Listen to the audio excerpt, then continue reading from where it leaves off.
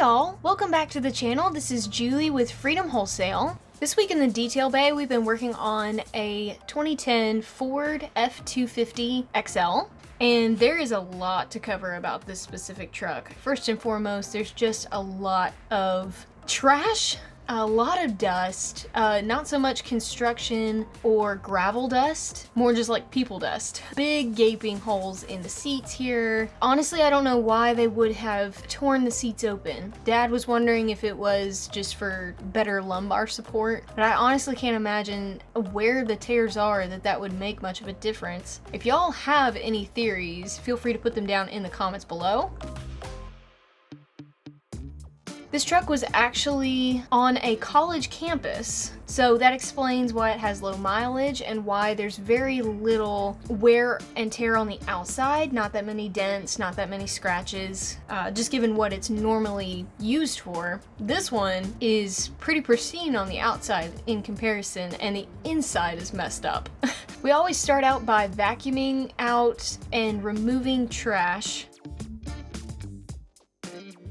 Next is the headliner. Chrissy focuses on drilling to lift some of the dirt, but also blending, because sometimes if you've cleaned a specific spot, that particular spot will look strange and there'll be a ring around it. So she does extra work to hide that transition. This headliner was already coming apart, so after the drilling, we realized that it's going to need to be replaced. It was good headliner practice, if nothing else.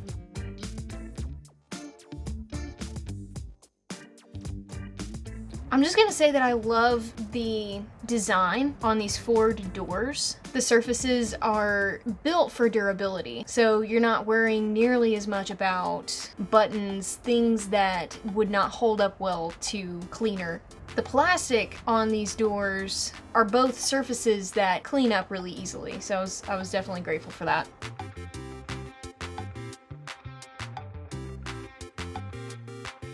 So the floor trim on both of these sides was a real kicker, to be honest, and something sticky, I'm guessing candy of some sort. It took a lot of scrubbing, really finite work to get all of that removed.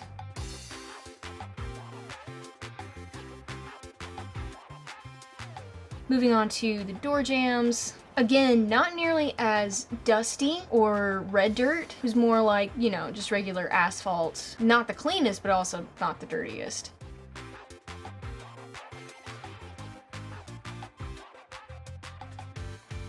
Back in the day, door jambs were my specific task on every single vehicle we did. Us girls would all work on the same car. That was more than 10 years ago that we would all work on them together. So it's really interesting coming back as an adult, doing door jambs again on a vehicle. It's pretty cool.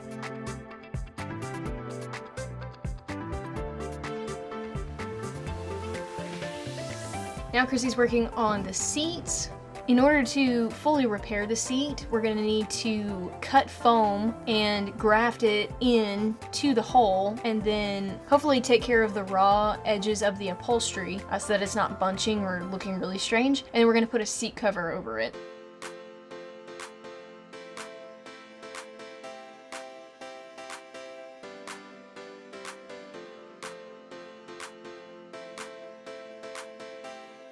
Laura is going to do her best to repair the foam, and we have ordered a seat cover that has been delayed in shipping, of course. So we were not able to put the seat cover on it and make it look all beautiful for the end, but it was important to clean the seats, which is why Chrissy went through all of this trouble. So it's not quite as in-depth as it would have been if they weren't going to be covered up with a seat cover, but still very thorough.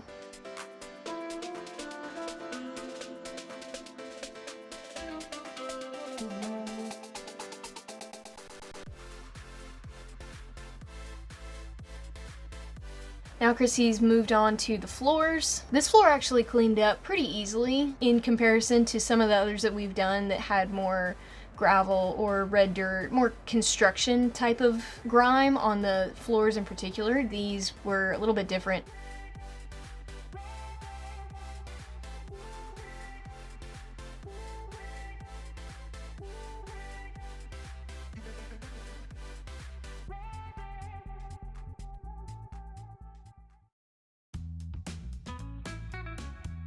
The only holdup was back behind the seats because of the food grime, residue from candy or greasiness, and you know, there's obvious grease from the tracks of the seats.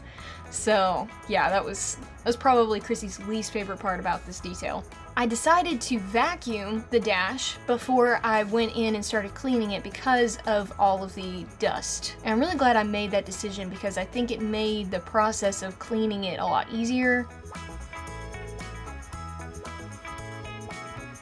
There were some places that I needed to go over several times for the final marks to be lifted. On the very top of the dash, there's a particularly dark spot. I had to tag that off camera because honestly, I couldn't see it from that angle. So interesting trying to detail and film without getting your head in shot. And I know like sometimes it just can't hardly be helped.